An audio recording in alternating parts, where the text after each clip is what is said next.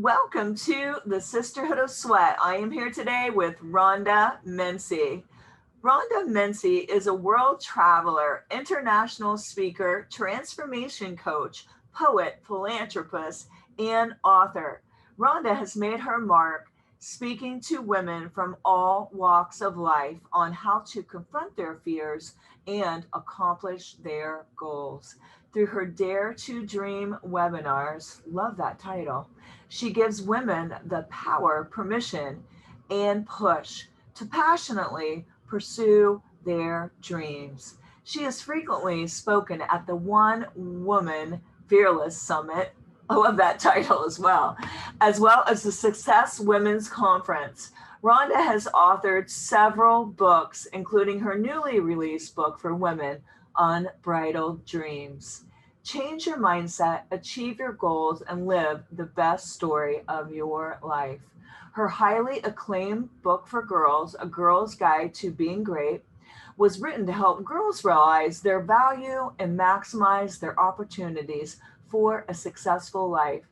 Rhonda is also an award-winning mentor for girls and received the prestigious Turner Broadcasting Station, TBS, Pathfinders Award for her work. She was also awarded Georgia Southern University's Service Award for her service to the community. Rhonda possesses a Master's of Education degree with a focus in community leadership. She also enjoys reading inspirational books, walking on the beach, traveling, and spending time with family and friends. Speaking of Rhonda's book, Unbridled Dreams, make sure to get yourself a copy if you want to be inspired and encouraged in the pursuit of your dreams. I am going to start with a quote that was in her book by the late Christopher Reeves. And I love that. I played Supergirl at Fitness America, so I'm all into the superheroes.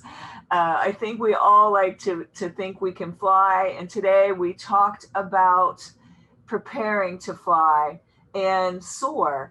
When you start living out your dreams, it will feel like you are flying. So I think this is an appropriate quote. And this was, Christopher Reeves played Superman for anybody out there that may be a millennial and doesn't know. So many of our dreams at first seem impossible. Then they seem improbable. And then when we summon the will, they soon become inevitable. And I love that so much because today we talked about crossing the threshold of fear. I forget how I put it, but I think I said the bridge. But basically, whenever you're going to go after your dreams, you have to take a leap because when you're going to have some fear surrounding. If you have a big dream, you're going to have some fear about chasing it, and so you have to cross that bridge. And you don't really know what you're capable of until you start. When you take that leap, you start finding out that you're capable of so much more than you first thought. Most of us think small. We don't dream big enough. So today, Rhonda talks about overcoming your fears, self-doubt when chasing your dreams. And she gives us some tactical steps so we can identify our passion and move towards our purpose. She talks about how she is a mentor, giving women the power and the permission to push forward to pursue their dreams, what that looks like, how to help women go from inspiration to actualization. We talked a lot about the power of permission.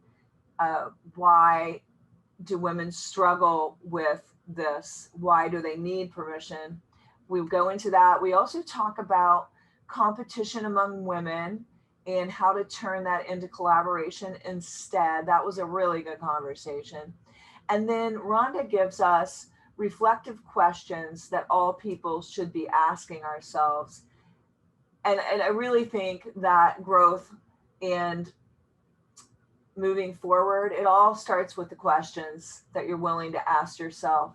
And then we went into detail on just finding a great mentor and what that is and how to recognize when you're not aligned with somebody. And her book, Unbridled Dreams. Make sure to get a copy. This was fabulous. We just ignited each other as we went along, and it was so fun talking with Rhonda. So I hope it inspires you and lights you guys up inside today. I am so excited to welcome Rhonda Mincey to the Sisterhood of Sweat today. Welcome. Yeah, so delighted to be here. I can't wait to share, and let's just dive in. Let's do it. Where are you from, Rhonda? Where do you live? I am in Bluffton, South Carolina, the beautiful coast. Oh, love it, love it. How has it been during this pandemic? Have you guys opened up at all? Yes, we opened up, I think, rather early. And so now people are just pretty much going about business as usual. And we're able to go to the beach and, dine and, just resume life as normal for the most part. Perfect. And do you feel like, as a mentor and inspiring woman, how have you helped people in your community during this time? Oh, wow, that's a very good question. I have been talking to women and pretty much encouraging them. Oftentimes, I would just touch base because during this time, we can get so consumed with our own life and what we don't have and what we think we're missing out on. And we forget to just check on, other women. Okay, how are you doing? What's going on? How can I help you?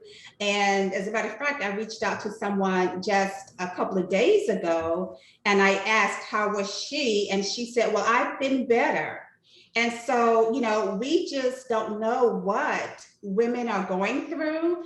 And one way to get a pulse on that is to be sure that we continue to reach out to them and check in and not be so busy or so consumed with ourselves that we neglect to lift up other women who are really having some challenging times. Right. And it's a challenging time for business. And some people may have felt like their dreams were canceled this year because a lot of us were just focused on survival.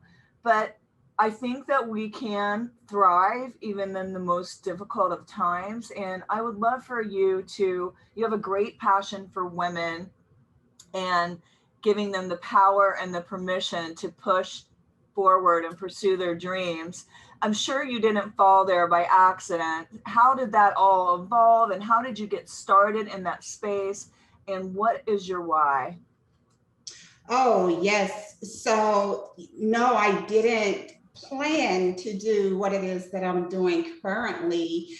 I actually started out helping young girls. That was my heart. And believe it or not, that began with my own daughter. So it was close to home for me, trying to help her find her way and to develop her self-esteem. And so I started a nonprofit for girls at the time called Made to Be More, because I kept telling my daughter, you're made to be more than that, Christian, And so through other parents dropping their girls off, they would say to me, well, Rhonda, this is great for my daughter, but you're missing a piece for us.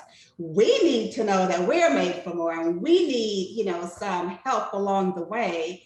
And so it evolved into my helping women, even though I started off, my passion was with girls, beginning at home with my own daughter. And so, yes, I started mentoring women and helping them to find their passions and the things that really drive them. And then other women who were starting nonprofits or who wanted to begin organizations to give back and help young girls, they reached out to me as well on how I did it. And so I started consulting with them on how they could do the same thing. And that's been years ago now. And some of those same women still reach out to me to thank me for the part I played in helping them establish either what it is they want to do or just to be able to give back to young ladies who are coming after them.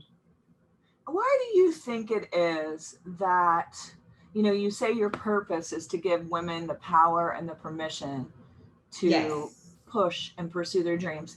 Why do you think that that is so key, first of all? And why do you think women struggle with this permission thing? Oh gosh. Yeah, I mean that's a deep question. And I think, oftentimes we, first of all, we don't know our worth. We don't fully believe in what we're capable of doing.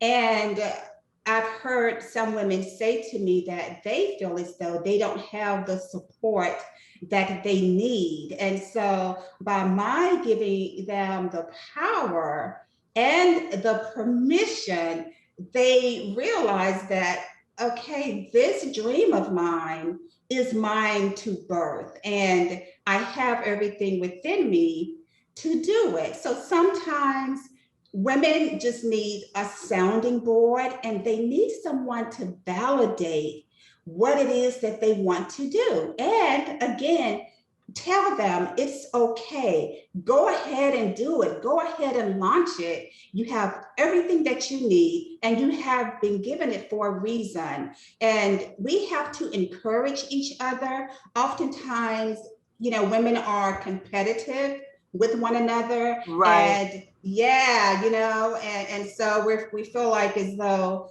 well, I am comparing myself to this other person and I see her doing all of this. And who am I to venture out and try something so great?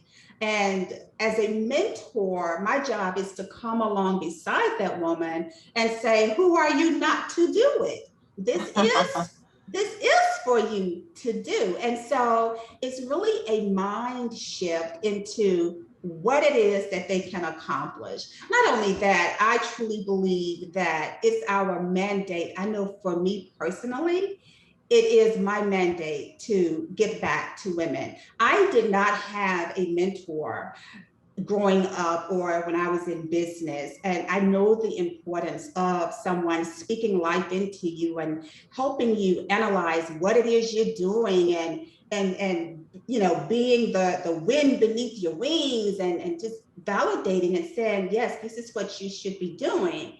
And so I am the person to come along someone and help them sort all those things out and then say, okay, it's time for you to fly, make it happen. Yeah, I think it's so, so important when somebody is looking for a mentor, though, also to find the right mentor. Because you said some key words Hmm. speaking into you. It's somebody to be your cheerleader and to have belief in you and give you some support, because we all go further with support. And sometimes you can get experts that tell you all the reasons why you can't do, be, or have the thing. And that could be discouraging. So I think your belief in what you were called to do has to be stronger than anybody's opinion of what they think you should do. And coming to that place is hard on your own. And that's why when we're looking for a mentor, we need to look for who is, when I'm around this mentor, how are they making me feel? Are they making me Mm. feel like I can do it? Absolutely. And in addition to that, have they walked the walk?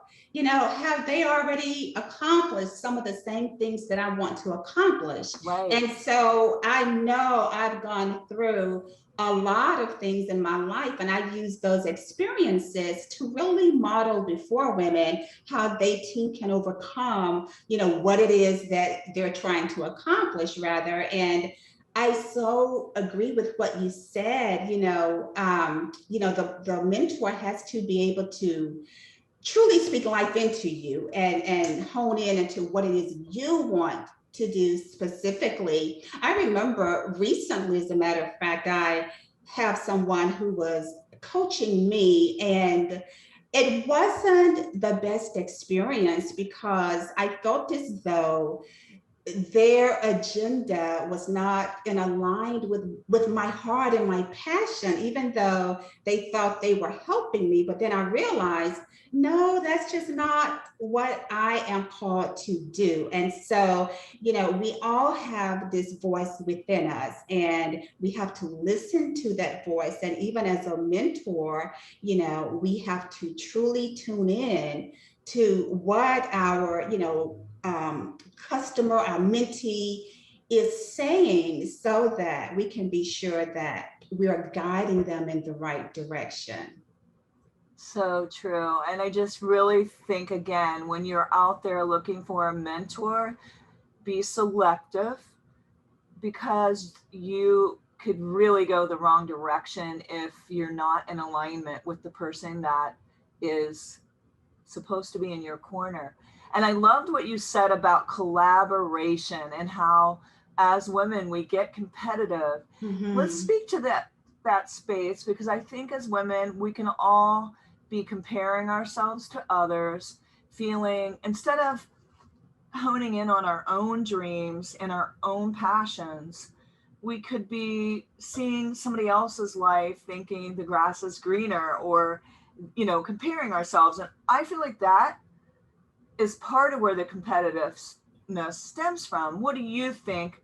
And speak to the whole uh, competition thing around women feeling competitive with one another. Yes, so I totally agree with you on that. It's challenging for us to not look at someone else and see what they've acquired or accomplished and feel as though we're not measuring up. And a lot of that is mindset. I talk about that specifically in my book because you know what? I was guilty of that very thing. And I was out jogging one day and I had an experience. And what occurred to me was this was my takeaway: Rhonda, stay in your own lane. Because I would compare and I would say, well, with all the years I've been doing what I'm doing, why am I not accomplishing XYZ? Or I see this other lady and she seems to be just knocking it out the park. And, I'm thinking, okay, what secret does she have? And I've had to learn that I am running my own race.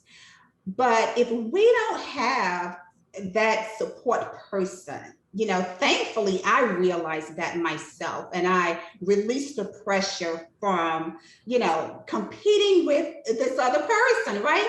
And another thing I realized is that her story is her story. And we as women, we have to recognize that I could see you and say, oh my gosh, she has all this going on, but I don't know the walk that you've had to walk to accomplish that. And the question I ask myself is, do I want to do that? Do I want to have to do everything you did to get where you are right now? The answer would be no. And and so yes, we have to first of all just take the pressure from ourselves and look for support from other women, and that's where the collaboration comes in.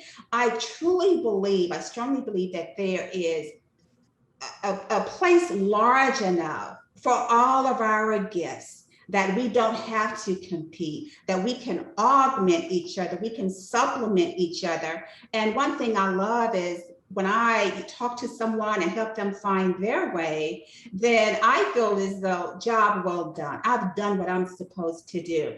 I don't look at it as though, oh my gosh, what happens if they supersede me? My thinking is, yeah, girl, you go, you supersede me, then I know I did my job. And so I think if we could, peel back the layers and not be so competitive and just begin to collaborate and see how we can actually complement each other, we could build something that's so much bigger than each other. So much. And I think it's really important when you do have a goal, a vision, and a purpose to keep the big picture in mind, and not get caught up in the small things and in the muck.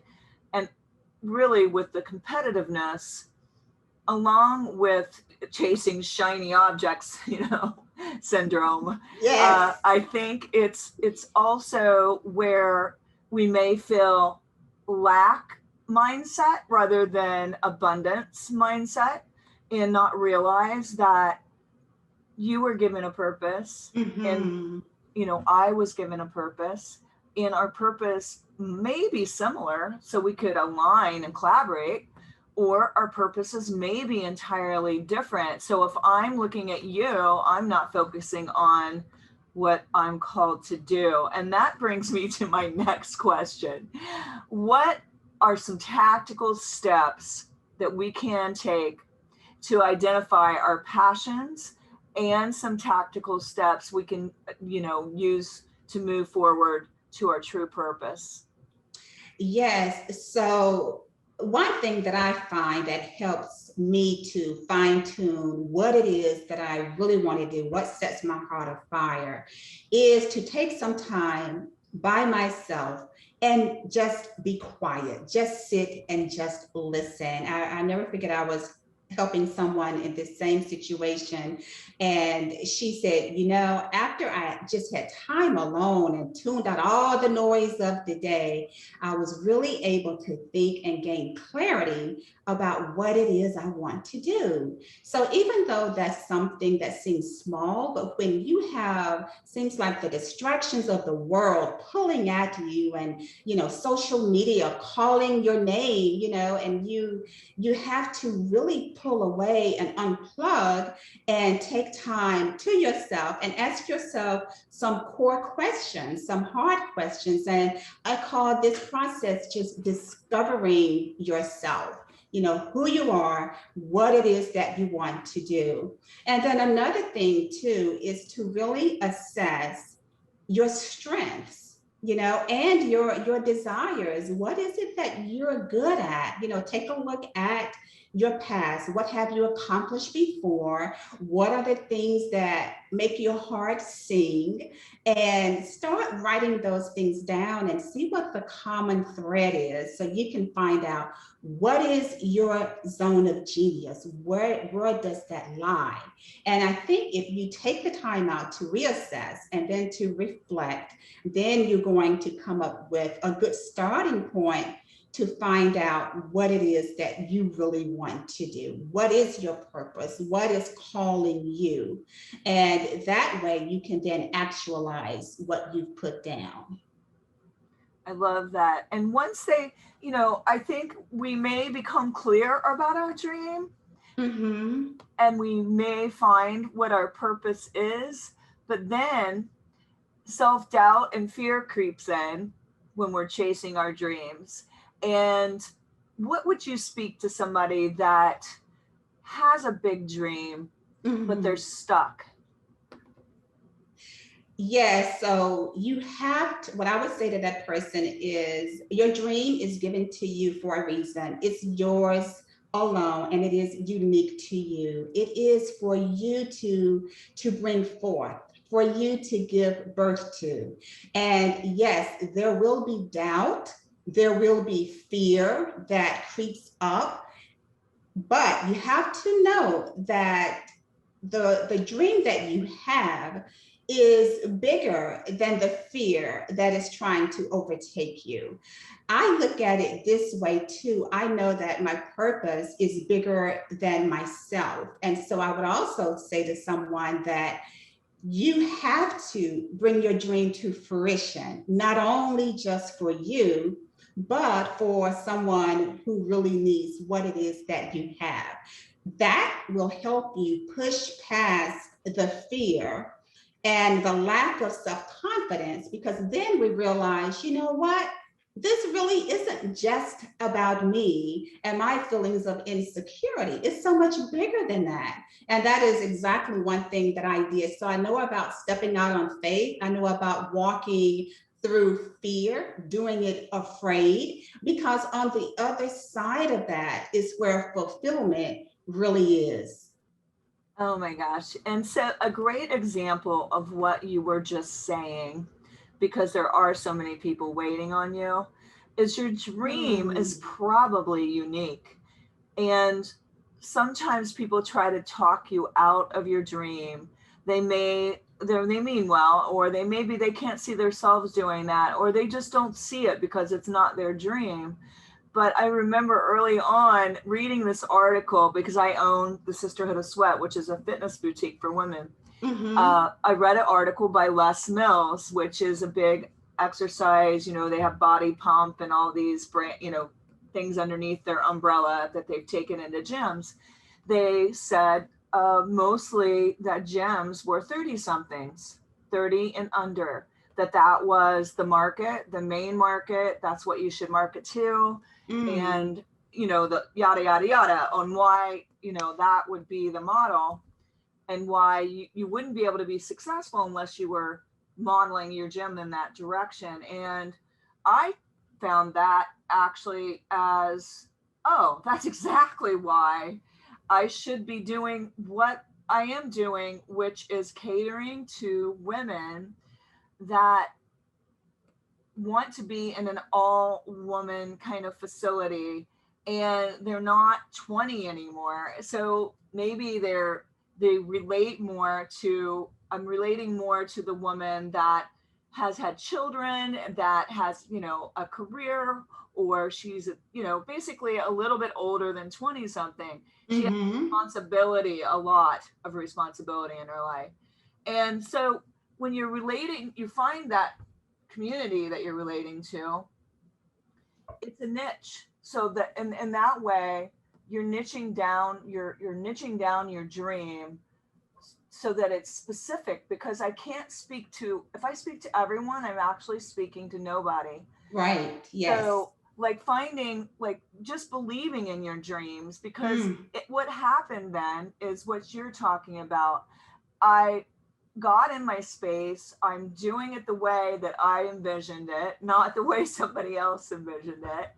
And, it's a learning process as you go, but following that vision and that dream actually put me in a sweet spot. I'm in my sweet spot where I feel like I'm ministering to women and having them come together and support each other. And it would have never happened if I would have been following after somebody else's roadmap. So I think, again, like what you said about honing in on what your purpose is, and that will help you to actualize your dream. Yes, yes, yes. And I'm so glad to hear that you found your sweet spot. Congratulations to you on that. And I know that other people are just going to be drawn to you because of that, because you know what it is that you should be doing and specifically who you should be reaching. So that's the beautiful part about it. But yes, each dream, each of us have our own gifting and that thing that is unique to us. And so it behooves us to go ahead and do it. I remember I had a goal in my mind, and I was disappointed because one of my best friends did not support it as I thought she should have. And what I realized was that, Rhonda, this baby is for you to carry. This is your baby and you have to birth it, And so even though we want support from other people, or we want them to rally around us, at the end of the day, it is for us to carry, and our baby is unique. There is nothing else like it. And so our dream is going to attract those people who it is meant to attract, and we will align with those people and carry out the mission that only we can. There may be so many other people in this space where you want to go, but as you said, you found your niche, right? And each of us have to find those special people. How do we offer our service to them in a unique way, in a way that they really need? And I think once we think about it, niche it down, it will truly manifest on its own. I think your niche could be similar to somebody else's, but that doesn't mean you shouldn't do it. Just like I could write a book on confidence and you could write a book on confidence and it would be completely different. And that Mm. is something for people to remember, that even if something is not as unique as maybe mine was really unique, maybe it's similar to somebody else's, it doesn't mean that you shouldn't step into that space, because you're going to do it with your own flavor. You're going to do it in your own way. And that is what makes it different. But also honing to your own ideas and following what's in your heart is what separates you from the pack. And recently I had somebody saying to me, oh, Linda, you would reach twice the audience if you would just go ahead and focus on men too. Oh gosh. And I see what they're saying, because that was the thing when I went into the gym business and started my own place, was people would say that you should have men and women, you'll get twice the audience. Mm. But I really think in a way I'm catering to the people I'm supposed to speak to, that I feel drawn to, that I have a passion and a heart for right now. That could always change, but for now, I think it's really what set my business apart, was just following my dreams and my purpose with passion. And I love how you're all about helping everybody to overcome self-doubt and reframe their mindset so they can live their biggest dreams into the future. What are some ways and things that you do to help people when they're in pursuit of their dreams? How can they identify what their actual dream is and get the guts to go after it?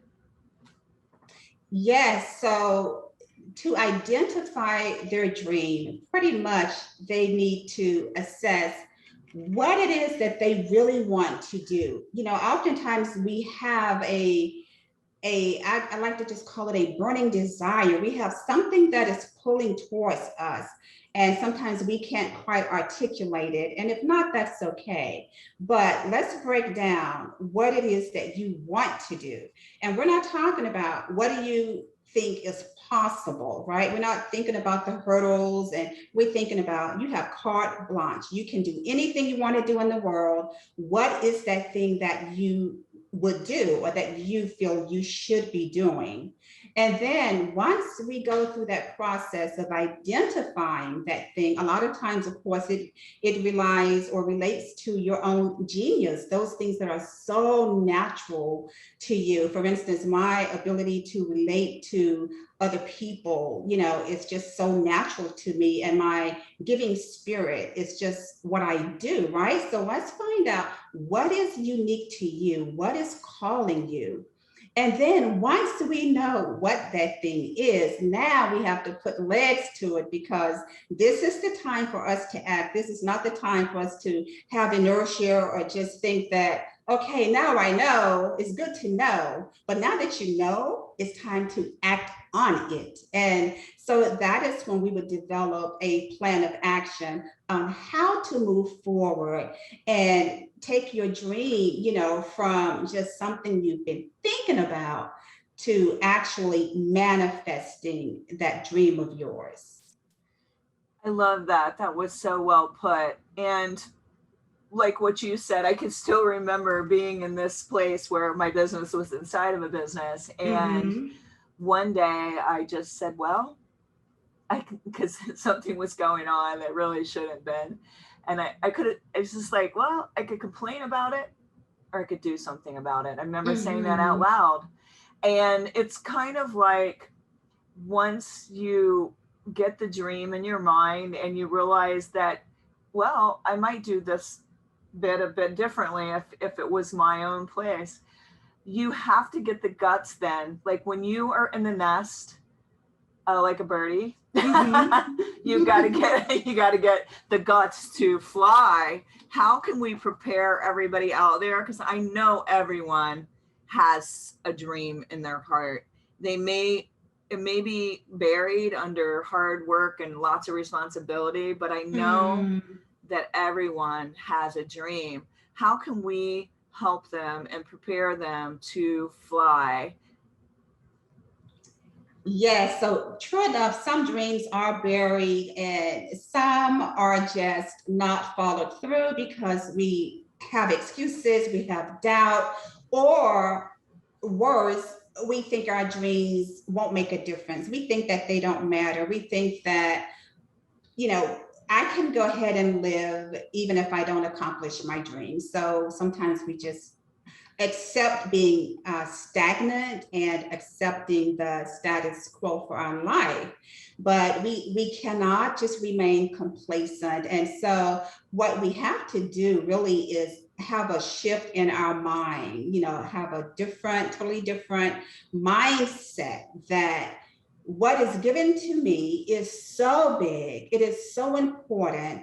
Again, this goes against what a lot of us think because we're downplaying the bigness of what we have. So once we truly realize that this dream of mine is so important and this is the reason why it's important, then we have to release it to the world. It is not for us to hoard or for us to hold on to. Our gift is just that. It is a gift to the world. Only you can do what you do the way that you do it. And so you have to, it is incumbent upon you to realize that I have to go ahead and do this thing, come what may. I need to do this thing. Case in point for me, I was really afraid of speaking in front of people. And I knew that I had this gift of empowering women and this gift of encouragement. And I would say no to opportunities to speak. And I would, yeah, I'm not getting up there having all those women look at me, right? Judging me. So I'm thinking, well, what I realized was that I was shortchanging the women who needed what I had. And I stepped up and decided one day that I'm going to go ahead and take this stage, whether I don't care if I'm shaking, rattling, or rolling, I'm going to just go ahead and just get this thing done. And so I confronted that fear. As a result of that, I got a standing ovation. I mean, I felt the power just go through me. And it was so fulfilling, for one, because I did face that fear. But secondly, and probably more importantly, I knew women who were in the audience were able to benefit from my confronting that particular fear. And you know, there is nothing like seeing your gift released to the world and you know that you're walking in your purpose. And I would encourage any woman to take the dust off their dreams, you know, get it, uncover it, and let's release it to the world. And that is when you are truly living a fulfilled life. Not one where you're complacent, you know, just settling for second.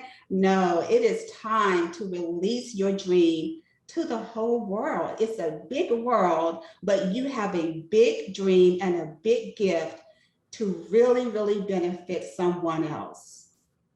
And that is just so good. I think we don't dream big enough. I think part of it is fear, and part of it is we just can't see what we don't know what we're capable of. And when you start stepping out, that's the thing. You have to cross that bridge of fear. Yes. And There's no other way. Call it, yes, I call it, there's a day, like you said, you have to cross that bridge of fear. And before you do that, there has to be what I call a day of decision. That is D-Day. That is the day that you decide that you are going to confront, not only confront, but conquer that fear that's been holding you back. And it takes everything within you. But once you realize, listen, this is a fight for your life. Okay. And oftentimes we don't see it that way because, again, we minimize the gift, we minimize our dreams, we downplay it. But releasing it to the world is a big thing. And we have to be able to do just that. For me, it was the fear of my own power. It wasn't that I didn't know how powerful I was. I'm kind of different, right? Because I felt it in me. I knew You're that afraid of that power I was sometimes, right? afraid. Yes, I was Yeah. so afraid of it. Yeah. Yeah. Like Right. what's gonna happen once it gets out here? And so yeah, we can have so many fears, afraid of the power, afraid of being, found out, afraid of just failing. But yeah, that's okay. Even if you do, you still have to try. You still have to go after it. Do you want to sit and have regrets on what Oh, you exactly. didn't do? Right. Or do you want to at least say, I got out there and I attempted to make it happen? And that can bring a smile to your face. And not only that, you may actually be very successful in the process. Now, I'm just so blessed and thankful that I did step out, that I took the leap, because I have so many other women, even who I don't mentor, but who I just interact with. And they say, oh my gosh, just talking to you has made me realize I need to take the leap. Well, had I not had that experience, I would not be able to speak to them firsthand on what it's like doing it and the importance of you doing the exact same thing. Oh, so true. And once you cross that bridge of fear and you take the leap, you start realizing how small you were really thinking, because you are so much more capable than you know. And then all of a sudden you realize, oh my gosh, I did that. That wasn't even hard. I didn't even put my full foot to the throttle. How much more can I do? How much more am I capable of? And I mean, I am the biggest, like, I get scared before almost everything. I have that whole fear thing. But what I found is crossing the bridge of fear takes you into belief and faith. And Oh, it's just so, I mean, that is everything. That is everything. Because once you do that, you will accomplish goals you've never dreamed of. I love that, Linda. That is so true because you start to build your confidence. And then at that level, like what you said, oh gosh, I did that. It wasn't as bad as I thought. Then you are open to other opportunities that come your way because now you are building this self confidence that we talked about earlier. And so you have this track record of, well, if I did that, okay, I can be bold enough to do this. And next thing you know, one product or one service can spin off of one little thing that you did. And it can become so big. But again, it's a matter of taking the stage, crossing the bridge of fear and building that self-confidence so you can continue, to build on what it is that you want to be doing. And I think many of us may have a lack of self confidence when we start. So I would just say to everyone out there, it's like exercise. The more I exercise the muscle, the more I run a race, the better shape I get in. So confidence, working your confidence muscle, doing things, Oh, I maybe love start out that. small with things Yes. you're afraid of. Do that thing, see Yes. that you didn't die, and it was you came out okay, and like realizing those things, then it makes you more confident again for each new step you want to take.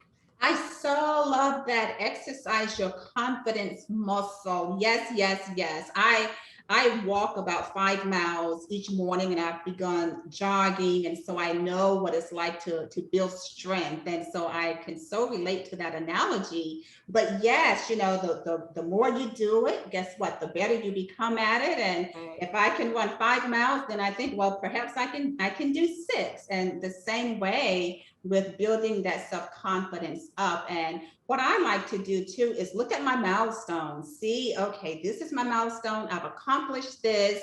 I celebrate my successes, whatever it is, in whatever way I choose to celebrate it, because oftentimes we're so much in the grind, in the throes of things, right? That we don't even stop to give ourselves an atta girl or say, whoo, that was really good, you did. Well, take time out to celebrate. There are so many ways that we can do that. And that reminds us of our success and then helps us to continue to build on that. Yeah, and I think when you celebrate, it's kind of like a treat and a reward for all of your hard work and actualizing, wow, like I'm here, I did this. Yes. Taking that moment to Yes. just drink it all in. Yes. Yes. To just sit in it and be still and say, job well done, and feel the feels of that. Whatever it may be, elation, you may cry, whatever it is, just sit in it, bask in it, and enjoy, your accomplishment. That's a good thing. So yeah, that's one thing that I truly like to do. Set a milestone, and then once I reach it, I'm going to celebrate in some kind of way. Rhonda, you did good today. Good job on that. Atta girl. Love it. Oh my gosh. See, I can just tell that you would make such a great mentor because you're positive, you're on fire, you're encouraging, and very uplifting. And you've written this book called Unbridled Dreams, which Yes. I love the title. I'm all about people reaching their dreams, and I can tell you are. What inspired you to write the book? Yes. So, and thank you for all of that. I really appreciate that. What inspired me to write Unbridled Dreams is I really felt that I needed to give women something that I've already experienced, right? Especially with us going through COVID and people just not having the will, the wherewithal, the incentive to even dream. And I wanted women to be able to uncover what their dreams are and then release those dreams. So it's really my gift to women in order to inspire and encourage them to go after their dreams. It's my way simply of paying it forward by giving back. That is one thing that I firmly believe in. And I use my experiences in this book, to help women to understand that they can achieve whatever it is that they want to achieve. And the beautiful part about it is that it's written for women pretty much regardless of what stage of life they're in. If you're feeling stuck, that is where you are. Chapter 1 is for you, as far as gaining clarity. If you feel as though you are already successful, then we talk about ways to manage your success. And then it comes full circle on what you should do after you've gained a measure of success as you define it. And so that is the beautiful part about writing this book, to really give women a blueprint and incentive to go after their wildest dreams. And I love that. And I love the whole premise of encouraging women to go after their dreams. And what I discovered is you have to give yourself permission to do that. You can't always get it from somebody else. You've got to give yourself your own permission Yes. to go after the dreams that were placed within you, because you're the only one that knows what that is inside that you've got to get out. And I just think the time is going to pass anyway.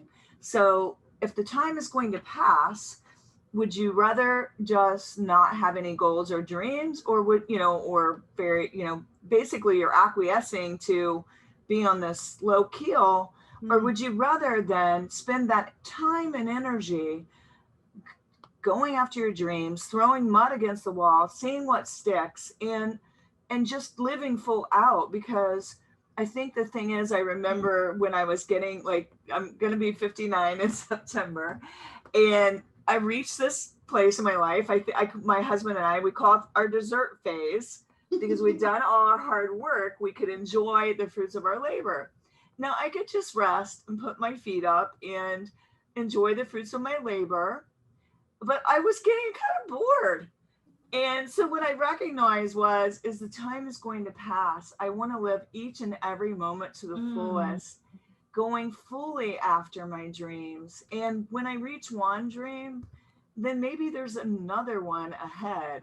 So that's just kind of how I was looking at I so love that, and I can totally relate to what you're saying. it. Because as I get older each year, I'm thinking, okay, Rhonda, do you really want to go hard at, pursuing this dream and empowering women? And, would you rather just be on the beach somewhere and just chilling and kicking back and, enjoying life? And I tell you, I know that there are so many women out there who need my voice, who need my experiences, who need my support, that I'm not finished doing that, not by a long shot. It is just what I do. And if I can do that, it is just like the most beautiful thing in the world to me, the thing that brings me the greatest joy in life. Um, and one thing that I talk about, which is so perfectly segued into this, really is one word, and that word is legacy. And so I am so big on leaving my legacy, but I know in order to leave it, I have to live it. And I do that daily. And part of my legacy is really giving back to women, empowering them. So once I'm no longer here on this earth, I know that I have imparted something into someone so that they can carry it forward. I never forget when I was a professor at a university and I was talking to my students about legacy, which wasn't the topic. They didn't even sign. They were, taking college success, but I felt it incumbent upon them to talk to them about it. And they had not even thought about it, as most of us probably have not. And so I asked one young man, I said, so what is your legacy? What will your legacy be? And he paused for a moment and he said, Miss Mincey, we are your legacy. And I thought, well, how powerful is that? To know that within the realm of you doing what you do best, your dream, that you are truly impacting other people so that they remember you, they remember what you've taught them, lessons they've learned from you. And so that is another reason why it's so very important, to follow our passion, because your passion is going to lead you to those people who need what it is that you have. And in doing so, regardless of what job you have or what entrepreneurial pursuit you chase after, the ultimate goal is really to impact someone's life and to leave it better because they met you. And I know that can be a little deep, but listen, life is short, and I'm all about helping people to go ahead and live their best life right now. Oh, for sure. And I'm from the state of I'm going to refire, not retire. And so maybe some of the things that I did in the past won't be, I won't revisit those, but I am just evolving, ever evolving. And to me, I want to live full out Mm. until the expiration date. I